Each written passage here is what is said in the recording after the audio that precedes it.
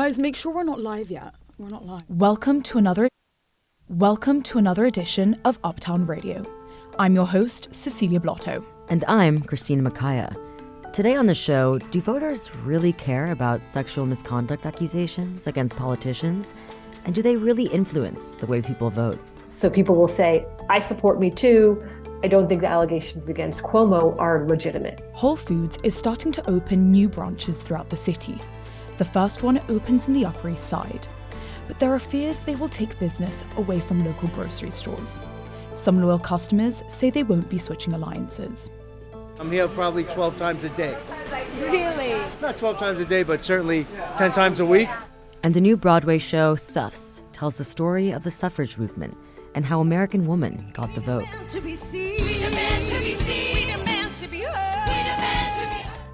And we start our new series of reflections from our reporters. All that and more after the news.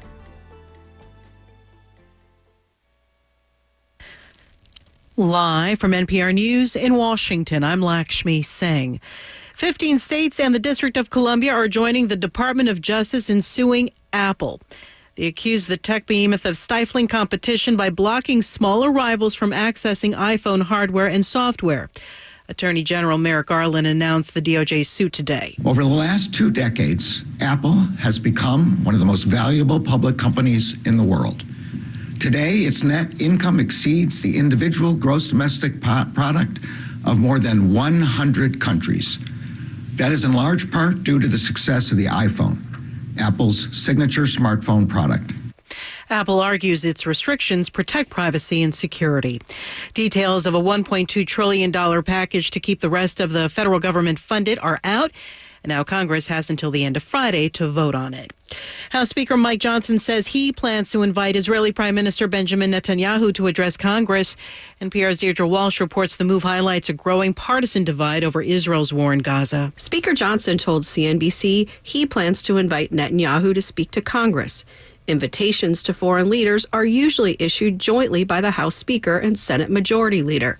But Johnson has not consulted with Senate Majority Leader Chuck Schumer. Republicans denounced Schumer's speech last week that criticized Netanyahu's handling of the war in Gaza and called for new elections in Israel after the war concludes. Schumer said Israel has no stronger ally than the U.S., and he welcomes the Prime Minister to speak to Congress in a bipartisan way. Deirdre Walsh, NPR News, the Capitol. The State Department's evacuating more Americans from Haiti. Dozens of U.S. citizens have left Cap Haitien on a flight to Miami, and in Port-au-Prince, officials have managed to fly out 18 more Americans on helicopters across the border to the Dominican Republic. But millions of Haitians face the daily threats of killings, rape, and torture by gangs seeking to strengthen their hold in a country that for now is absent a functioning government.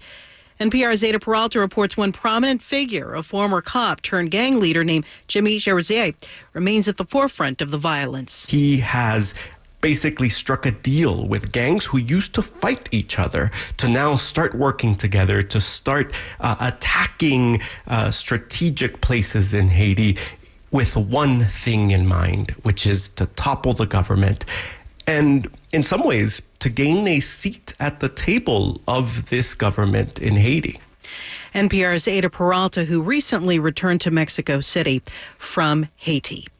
U.S. stocks have ended the day higher. The Dow Jones Industrial Average closed up 269 points, or more than 0.5%, to settle at 39,781. The S&P was up 16, NASDAQ up 32 points. This is NPR. And it's on W. In New York, I'm Clara Bowders. A mother of 4 is being questioned following an apartment fire yesterday night in Washington Heights. It injured her 4 children, 2 critically.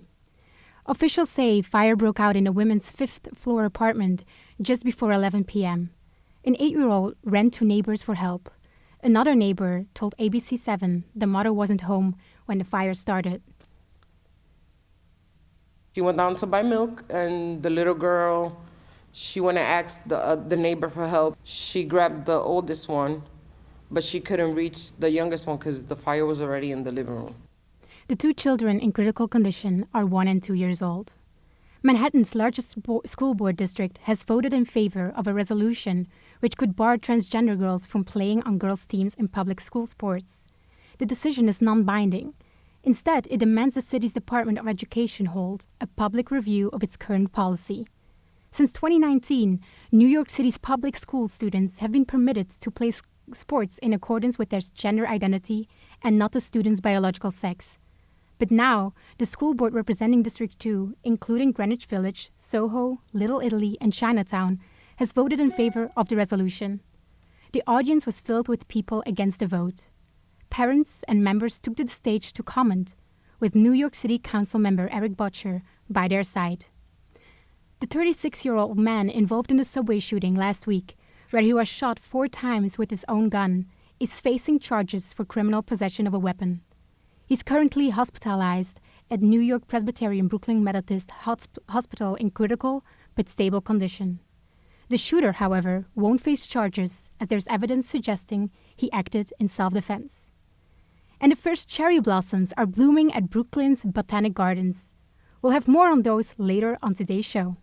It's cloudy this afternoon with temperatures around 40 degrees. For Columbia Radio News, I'm Clara Bowders. It's Ramadan, and Muslims are fasting from dawn to dusk in observance. For some of the city's newest migrants, finding and affording religiously approved halal food is difficult. As my co-host Christina Makaya reports, one of the city's largest mosques is providing free meals and a place for Muslims to break their fast together.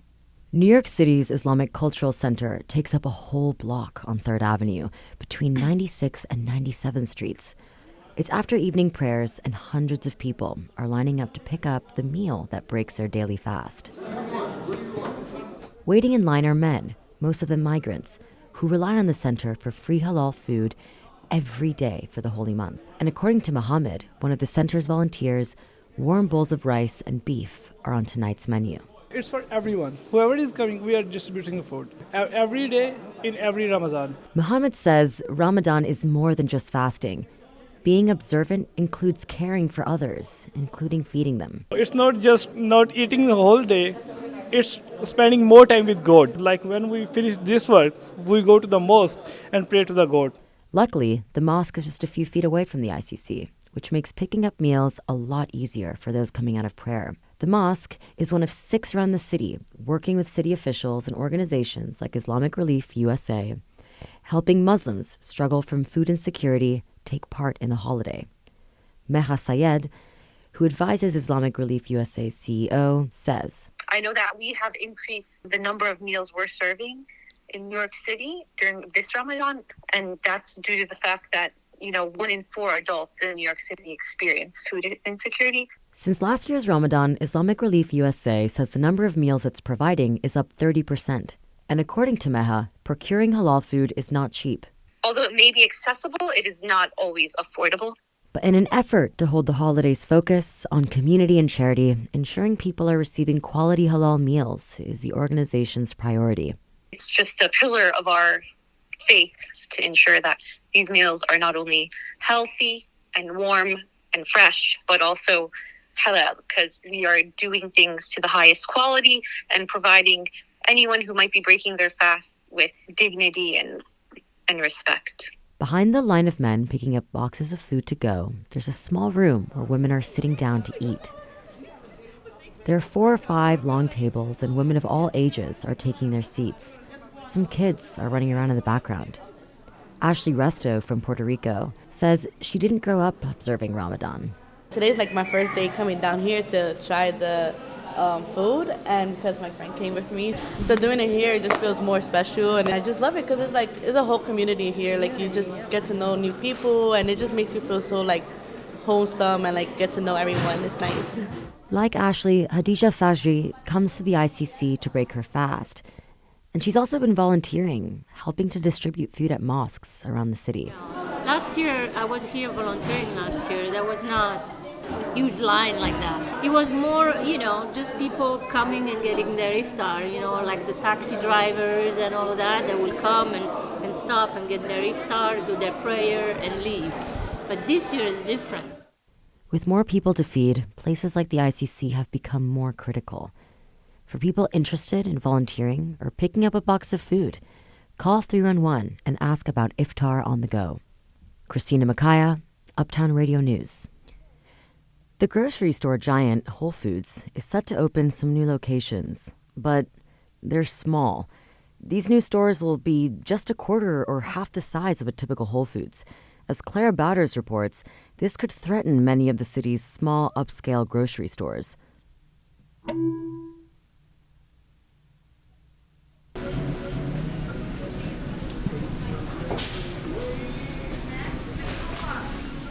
Grace's Marketplace is on 2nd Avenue between 68th and 69th Streets, right around the corner from where a new small Whole Foods is set to open later this year. But store manager Felipe Juarez is not worried. I believe the competition is always welcome, but to be honest, we are not afraid of competition because this is a family-run business. You can walk at any time of the day and you can chat with at least one of the owners. This isn't your typical deli. Sure, it has groceries, but it also has a granite countertop with stools where customers can sit down to eat freshly prepared meals. And that means it may soon have to compete with the new Whole Foods. The new smaller locations will cut out lifestyle goods, but will have similar offerings to Grace's groceries and gourmet meals. Juarez has been working here for 25 years. He says there are 3 things that set apart Grace's from larger chains. First, customers can always find a familiar face. Next, the high quality of their food. Let's say smoked salmon. All the big chains out there, they buy the smoked salmon in big batches and they freeze it. And here, me, I work directly with our suppliers. There is no a middleman. Reason number 3, Juarez emphasizes Grace's Marketplace connects with small producers, which means they can offer unique products. He walks down the aisle and pulls out a package of chocolate chip cookies with salt. This brand of cookies, when I saw it the first time, I was like, salt on a cookie with chocolate. It's something that you don't really hear. Despite Whole Foods' move, there are 3% fewer big chain stores in New York City compared to last year. That's according to the Center for an Urban Future, which tracks national chains. It says cell phone stores and pharmacies are shuttering, but coffee chains and retailers offering desserts are expanding their presence. Juarez is counting on customers to stay loyal, and his strategy may work. In the middle of the store at the granite countertop, Lucida Thomas is enjoying a chopped salad with her golden doodle. Oh my God, I love it. For the restaurant, chef is my favorite. The food is the best. And we know everybody. We're like a family right here. So it's really good. Despite hearing about the upcoming arrival of a smaller Whole Foods nearby, Thomas is resolute. She says there's simply no substitute for Grace's Marketplace. For her, it's the connection with the staff that makes this place memorable. But for others, it's the food. For instance, Bill Siegel. He's celebrating the birthday of one of his daughters here. Oh, hi! Happy birthday! Siegel pulls up a photo album on his phone with only dishes from Grace's Marketplace. Almost 50 photos are of food made by the chef here. That's the pork chop. That sauce is magnificent. I've eaten plenty of places all around the world, and there's no better. While we're looking at his album, another customer jumps in. You know this is the best restaurant in the city. I know, I've been hearing from all these people here. Well, one more. He's really the best. What's your name? My name is Glenn, and I'm here probably 12 times a day. Really? Not 12 times a day, but certainly 10 times a week. Whole Foods hasn't yet announced when its new locations will open. But despite its impending arrival, these New Yorkers say they'll stay loyal to their favorite corner store. For now. Clara Bowders, Columbia Radio News.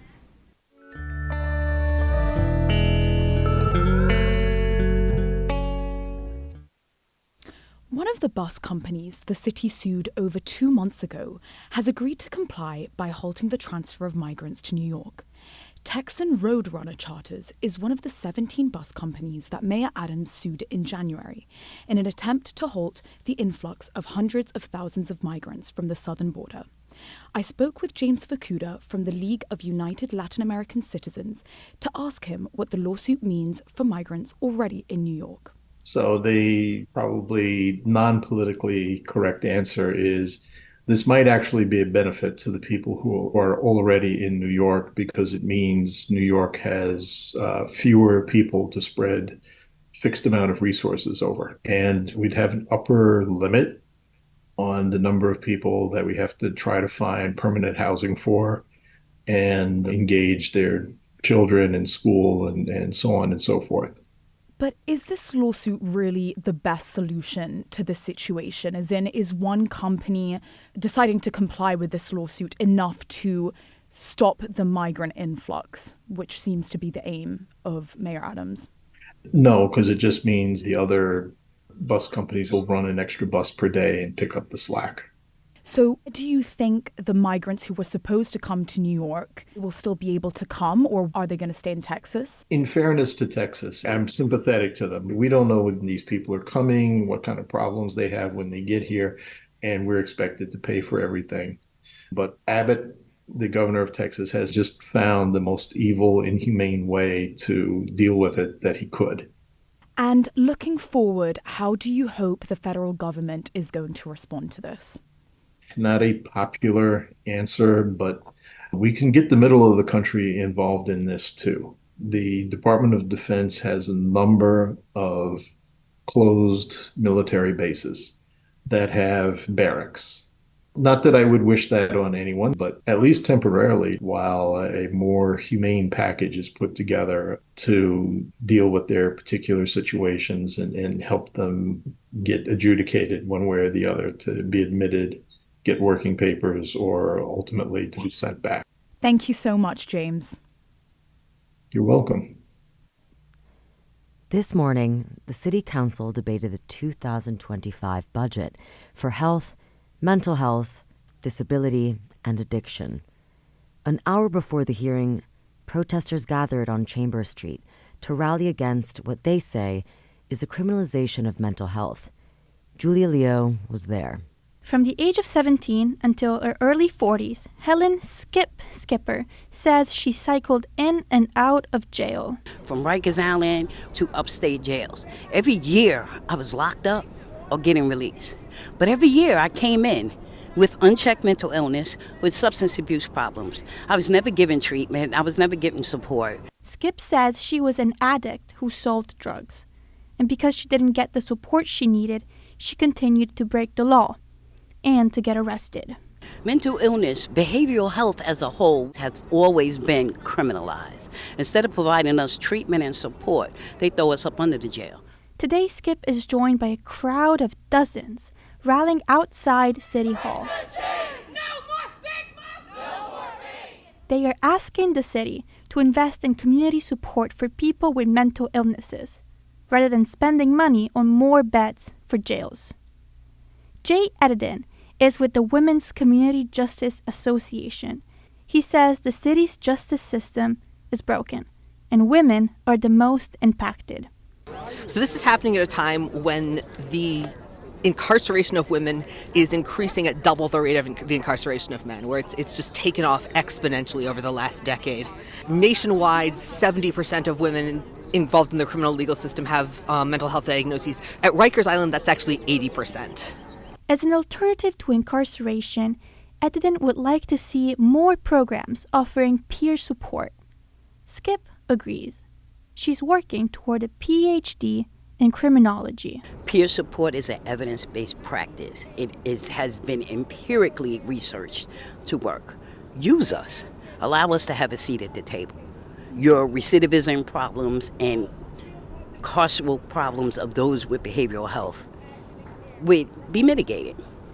Skipper says she got help. Not from the city, but she did manage to get clean. And I haven't looked back ever since then. Julia Leo, Columbia Radio News.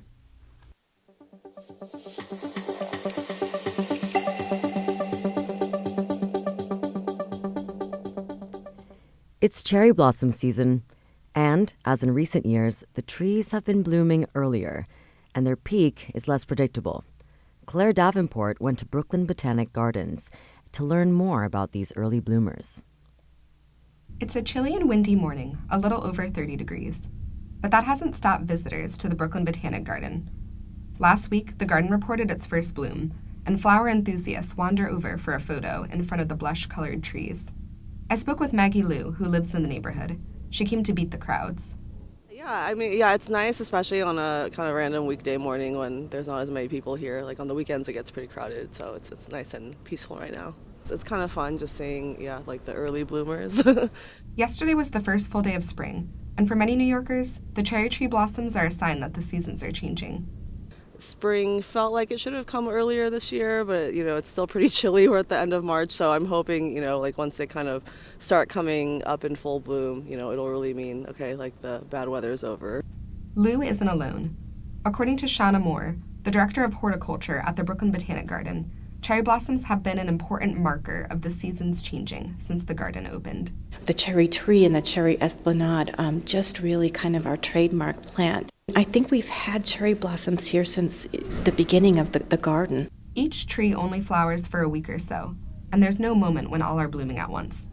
According to Moore, it's a quick life cycle. About a 6-week season, and so it starts very slowly, and right now we've got 3 in the collection that are blooming, and then in about 3 weeks I think we'll probably hit a lot more. Cherry blossoms require at least a month of winter temperatures to fully bloom.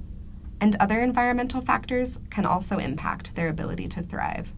Depending on the weather, if the weather is warm and or rainy or windy, those blossoms don't last as long as they would if the nights are a little cooler, and the flowers would persist a lot longer on the tree that way.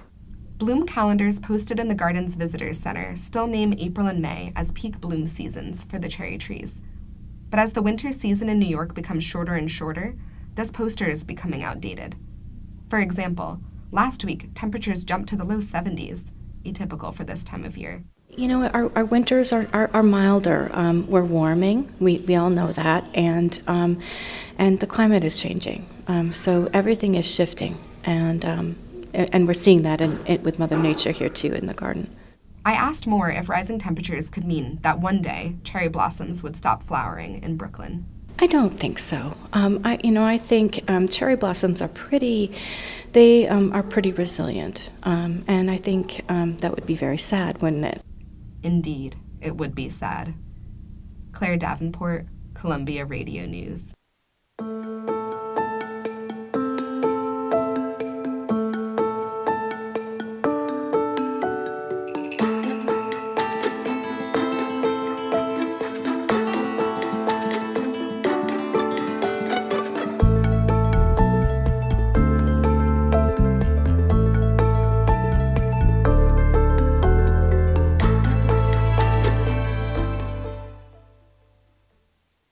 We're back. You're listening to Uptown Radio. I'm Christina Makaya.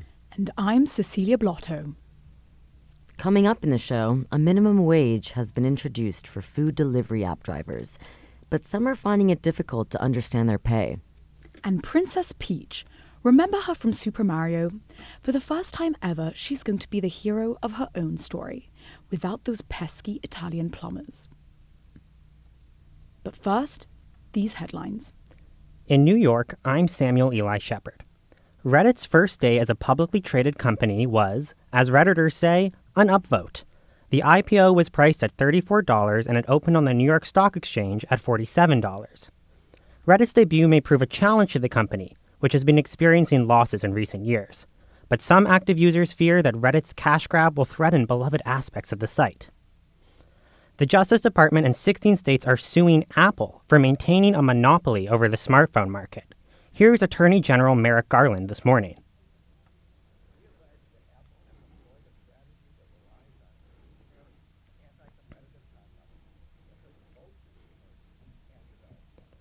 For example, texts from Android users appear on iPhones as a different color, and they're not encrypted.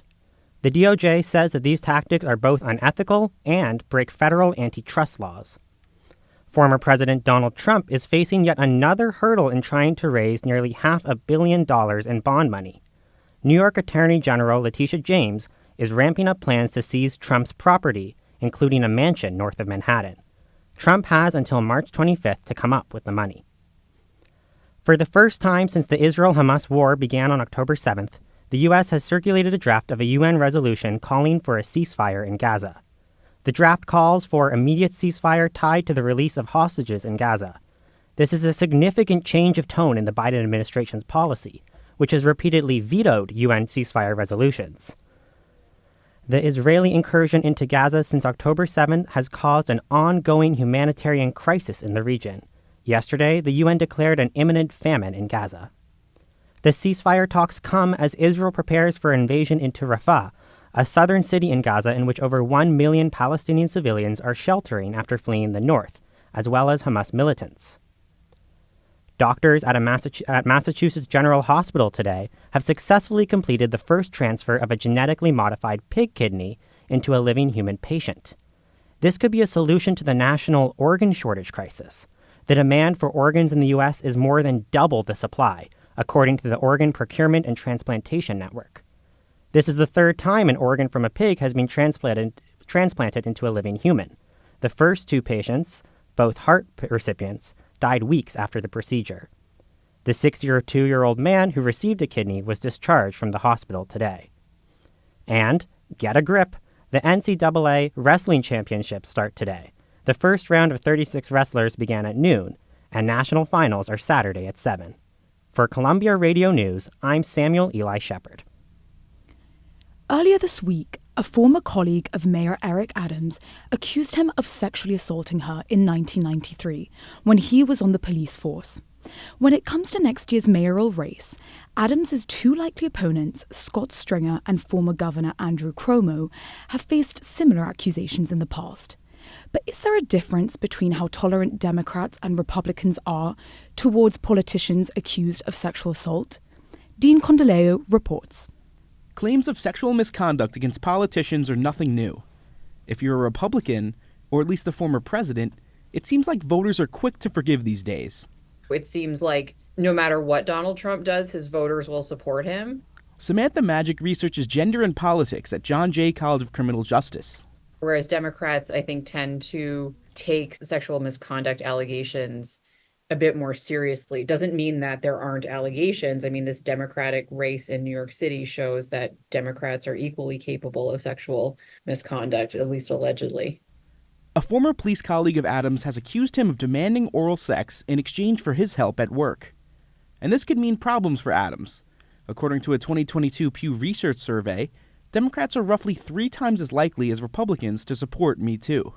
Susan Kong is a professor of political science at John Jay College of Criminal Justice. She says there's another layer to this, a generational divide among voters.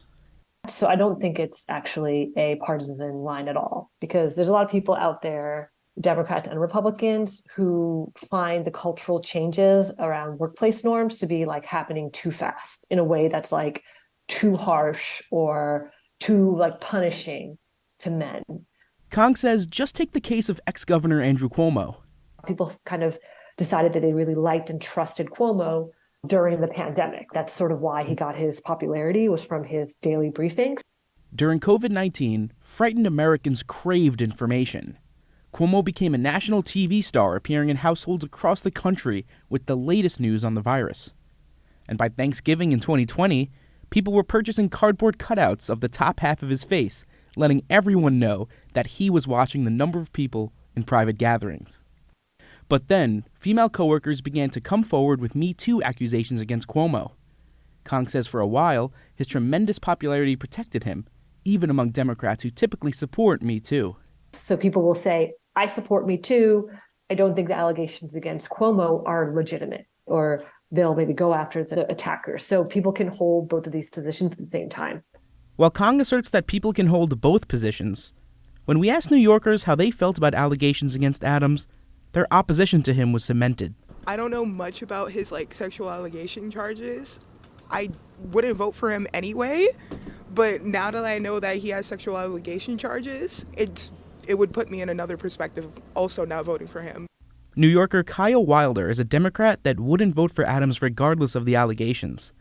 Similarly, New Yorker Davis Green, also a Democrat, says voters need to keep allegations in mind come election season. I was not aware of allegations of this kind, and now that there are some, that's something that voters need to keep in mind, absolutely. If it turns out that they are true, and I think the sheer fact that they have been alleged is a serious consideration at the time of kind of elective years in general, I'd say. According to a poll from Quinnipiac University, Adams has one of the lowest approval ratings of any New York City mayor ever since they've been conducting the poll since 1996. On the other hand, although Cuomo was very popular, even that couldn't save him. Sexual misconduct allegations were a serious consideration in Cuomo's choice to resign from office 3 years ago. After 8 months and accusations from 11 women, he resigned. The best way I can help now is if I step aside and let government get back to governing. And therefore, that's what I'll do. And then considering the response that Cuomo had, including Mayor Adams right now and Scott Stringer, all who might be running for mayor in 2025, what insights can be drawn regarding the strategies that political figures like them employ when facing such accusations? Eric Adams is a weak candidate. Like, he's weak in terms of re-election. He's very unpopular. He's got historic low polling numbers. Ultimately, I'm not sure what this is going to do. He's already doing badly when it comes to the budget. He's doing really badly when it comes to migrant crisis. He's really doing very badly in terms of a number of issues. He's very unpopular. It all kind of adds up. So it's not going to be what takes him down. Mayor Adams has already raised millions in campaign funds for a 2025 re-election. If Adams drops out of the race, Cuomo has hinted that he may run. Dean Condaleo, Columbia Radio News. New York City is now one of the only cities in the country to pay food delivery drivers a minimum wage. As of December, delivery apps like Grubhub and DoorDash must pay workers a minimum of $18 per hour, plus tips. But as Irina Humeniuk reports, some delivery app drivers say loopholes make it hard to understand their pay. It's a little bit before sunset at the Aja Khadi Halal Meat and Fish Market, just off 115th and Frederick Douglass Boulevard. I'm in the heart of Little Senegal. A group of Senegalese food delivery drivers are about to break their Ramadan fast. There are clusters of e-bikes and mopeds grouped around many restaurants. Sahin Moudou Diouf, an immigrant from Senegal, says this is one of the only jobs he can get. On est sans papier. We don't have a working permit, so we work with DoorDash, but the app comes with difficulties. Sometimes we connect to the app, but we don't receive any orders. We spend 2 or 3 hours without being assigned any work. A city law in effect late last year established a baseline hourly wage for workers with 2 rates, either a flat $18 an hour for all time on the clock, or $30 an hour for the trips themselves. The Consumer and Worker Protection Board of New York City says that delivery apps don't need to tell their workers which pay structure they're using. So for drivers like Diouf, it's hard to know what they're actually taking home. Normally it would be fair. If you work 5 hours, you get paid 5 hours. But the apps don't do this. They don't respect the law. We don't understand why now. I can work 35 hours. My friend will work 20 hours, and he'll have a higher pay than me. Whether it's related to the new minimum wage or not, some drivers say it just seems like people are accruing penalties more easily. On DoorDash, if you get 3 violations on your account, you're blocked from using the app forever. The client can complain about an order, but sometimes you complete an order and the client will lie and say he never received it. There are people who aren't honest. Another delivery app worker, Papa Bamba, says despite these complications, he's just grateful to have the work. There is more won than is lost. Bamba says the real problem with the apps lies in the fact that labor laws are so restrictive. Undocumented workers log on under each other's accounts all the time. They'll find someone who has a social security number and has registered with a delivery company legally. And then they'll swap this single account between several people. You see, the guy that fulfills the order, he's not the one that has to pay for the spilled orders.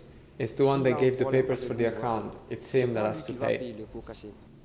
Erin Hatton teaches sociology at SUNY Buffalo with a focus on the gig economy. About New York City's effort to establish a minimum wage, she says, it's a little bit like an inch forward. Increasing wages for these workers is meaningful, right? That's important. So I don't want to denigrate that in any way. But Hatton says the real problem is that these companies are using drivers full-time, but not being forced to treat them like full-time employees. They're not covered by the broader obligations that they have to these workers, issues around discrimination, issues around safety and liability, issues around health insurance. According to Hatton, companies like Uber Eats argue that their workers are independent contractors because, well, they say they can start their shift whenever they want. This gives the illusion of control. Take tipping, for example. Companies can suddenly change who sets the tips, how people leave tips. They're given like little options for tipping and how those are accessible or how low or high those are. All of those are under the company's control, and they can change those at a whim.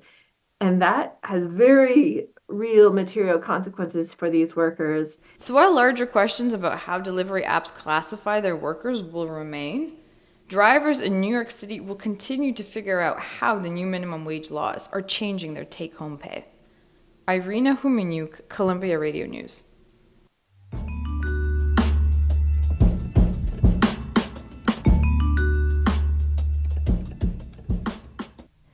New Yorkers will no longer need a prescription to obtain a year's supply of hormonal birth control. This change became official on Tuesday when the New York State Department of Health authorized the measure signed by Governor Kathy Hochul.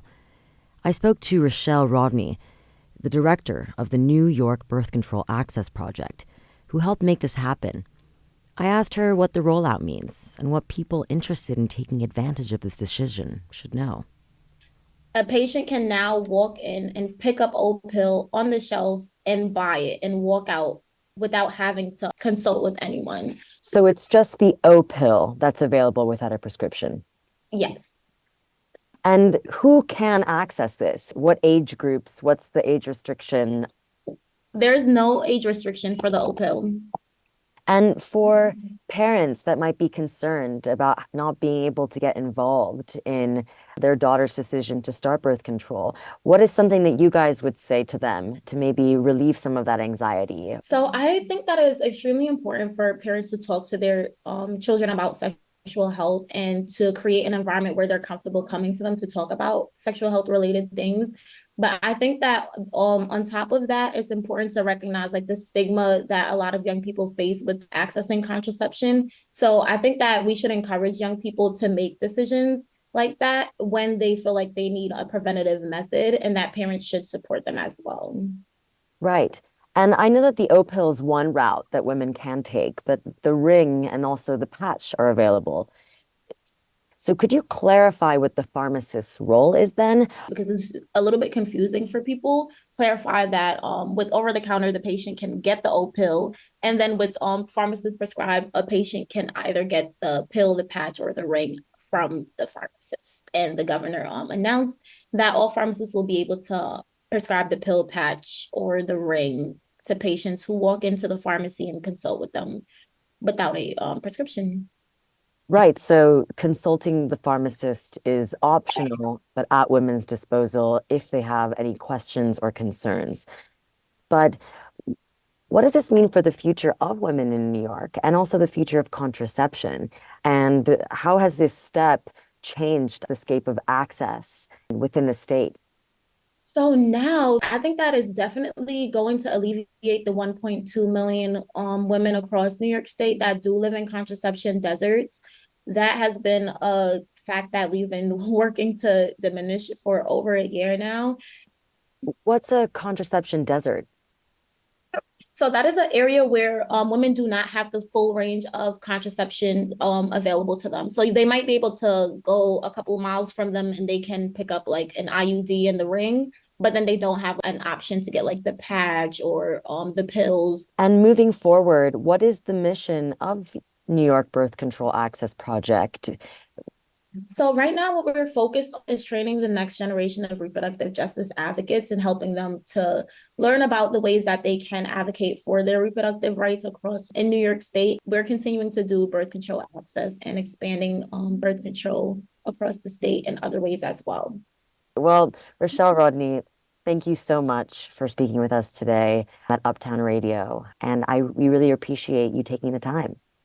Yes, no problem. Well, thank you so much. In the world of video games,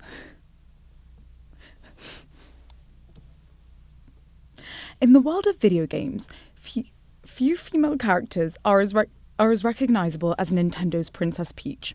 The formula for most Super Mario games is simple. The evil King Bowser kidnaps Peach, and Mario has to rescue her.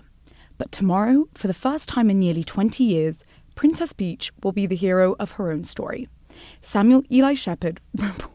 At the Nintendo store by Rockefeller Plaza, a swaggering Princess Peach is slashing her way across the screen. She's dressed up as a musketeer in a blue cavalier hat and armed with a rapier.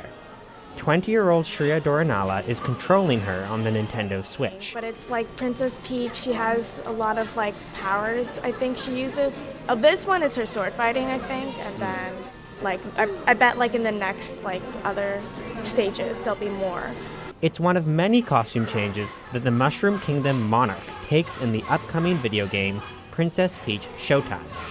One moment Peach is a ninja, then a golden-voiced mermaid, then a detective. And I want to see more of Peach because there's never been a Peach that's been her own hero and much less has all these amazing powers or amazing get-ups. Princess Peach uses these get-ups, or transformations, to take on the evil sorceress, Madame Grape, and her minions, the Sour Bunch, who have taken over the Sparkle Theater.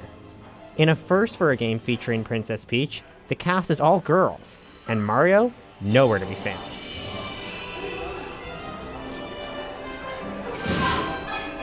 Early reviews of Princess Peach have praised the game's whimsical design, but some people are saying the game is pretty easy, which points to a double standard. Cody Meir teaches games, gender, and culture at SUNY Buffalo. Oftentimes we see a gender breakdown between the games that are easy, and those are women and girl games that we don't take as seriously, and then we get the really hard games really gendered as masculine spaces. Those are games for boys and men that want that challenge.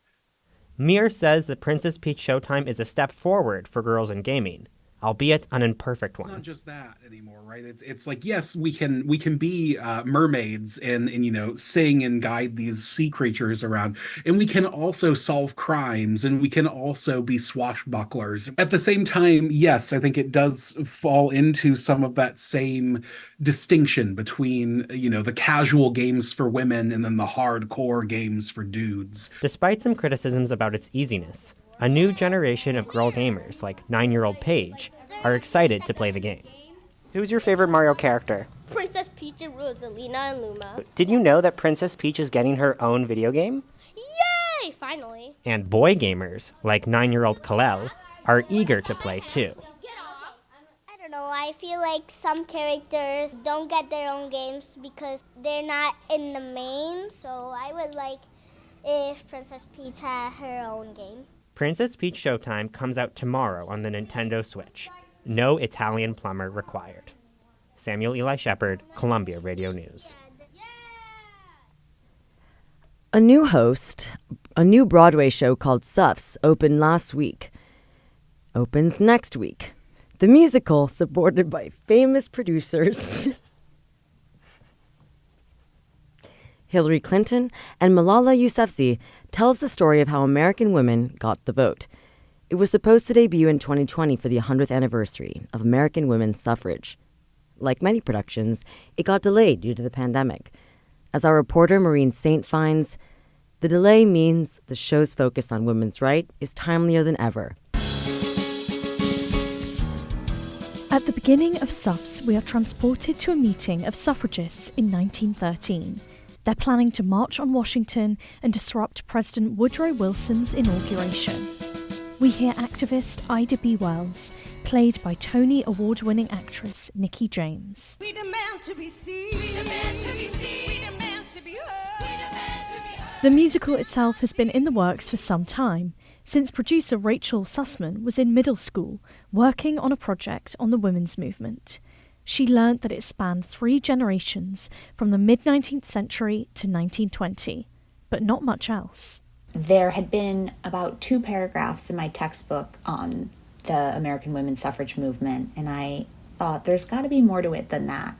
And I was so enamored and also frustrated, because why were these stories of extraordinary women being kept from me and other young people? Why aren't they taught to us? 8 years ago, she decided to put the lessons on stage, including one in the show's title. What does SUFS mean? So SUFS is the shorthand for suffragists. It's what they called themselves. Jill Furman is the show's other principal producer. You are going to learn about history that you didn't know. And I went to an all-girls school in New York. I never learned about these women. But this season on Broadway is crowded with 18 new shows. So how do you persuade people to buy tickets for a history lesson? Luckily, Furman is a Broadway veteran with hits like Hamilton and In the Heights on her resume. Everyone likes to keep reminding us that it's the most crowded season in 30 years. Furman says because it takes so long to produce a show, she has to be very selective. She hopes the powerful ballads will get audiences of all ages reacting. As a viewer, it's impossible not to notice another aspect of the production, the all-female, diverse cast. And it's dramatic. Fellow producer Sussman again. Trying to show it as a perfect movement led by these warrior women would not be accurate, right? It also wouldn't be human. They made mistakes, and we, now, 100 years later, can learn from them. The real-life SUFs were far from inclusive and were made up mostly of white women. In some cases, they prevented black women from joining their marches. And that's part of the conflict historian Elaine Weiss writes about, as well as other challenges that all women faced at the time. You see these women who had no power. They had no representation. Thanks to the suffragists, women finally got the vote in 1920, but their rights are still often challenged today. And that's why the producers think their show is urgent. Today, we also face a very troubling erosion of women's rights and women's agency and women's bodily autonomy. Weiss is referring to the Supreme Court, which overturned Roe v. Wade nearly 2 years ago, and the lack of women in positions of political power. And we see that today. Even women who are entering politics are judged in a different way. But this is Broadway, and creator Rachel Sussman says the show at least ends on a high, with a new finale, Keep Marching. This song recounts when hundreds of thousands of women marched on Washington.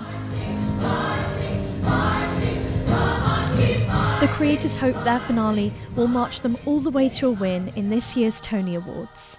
Maureen Saint, Columbia Radio News. And now a personal story from one of our reporters. White lies. We've all told them. You're sick to avoid a night out. You loved that soggy lasagna your aunt made. You act like you really want to see photos of your co-worker's kid. These are the white lies we tell. Claire Davenport tells when not to fess up. The first white lie I remember telling was at the pool when I was 6. That day, amid the splashing and underwater handstands, I saw my friend Molly and was horrified by her new haircut. Her bangs looked choppy and uneven, and I felt it was my civic duty to tell her. But first, I told my mom. Molly's hair looks terrible. My mom pulled me out of the pool and scolded me. You are going to go over there and tell Molly you like her hair. You are being rude. I'd never considered that saying what was on my mind might be the wrong thing to do, that it could hurt people. This was my introduction to white lies, and as I grew up, I told them more and more. I laughed at everyone's jokes. I tossed out fake compliments. I pretended to like everyone's haircut. I told myself these are the good kind of lies, not the bad kind, lying with a capital L. I kept on living this way into college. Once, I even pretended to appreciate when a date mansplained the entire plot of a movie to me. At least I didn't have to make him feel bad, and that felt great. That was how I felt until a dinner I had with my dad sophomore year. It was at a fancy restaurant, the kind that's dimly lit with items like turtle soup on the menu. It was our waitress's first night on the job, and you could tell she was nervous. While my dad was in the bathroom, she asked if I wanted wine. I didn't want to give her a complicated order, so I just asked for water. But when I didn't ask for wine, she gave me one of those knowing looks and said, "I was wondering." Wondering what? Had she guessed I was below the legal drinking age? Before I had the chance to ask, she said, "You're pregnant." I wasn't pregnant, but I panicked. I couldn't make her feel bad about implying my lacy purple dress looked suspiciously tight. So I said yes. Then she wanted to know everything about my fake baby. Was it a boy or a girl? A girl. How far along was I? First trimester. Had I picked a name? We're working on it. And right then, when I was starting to really get into it, nodding a lot, rubbing my belly, my dad came back from the bathroom and heard our conversation. He stared at me, shocked, and then at her. Then he pointed at me and said, "You must be confused. She's not pregnant." I will never forget the way the waitress looked at me. It was one of the longest silences I've ever lived through. At first, she seemed confused, then hurt. I had no idea what to say. How could I explain that I had just made up a pregnancy to avoid embarrassing her? It felt so crazy. All I could say was, "I'm sorry." Today, I still think it's important to be aware of other people's feelings, and I definitely still tell white lies sometimes. But now, I tell people if I'm just too tired to go out, if I already know the movie plot. And even, no, I'm not a fan of their new haircut. And under no circumstances do I ever pretend to be pregnant.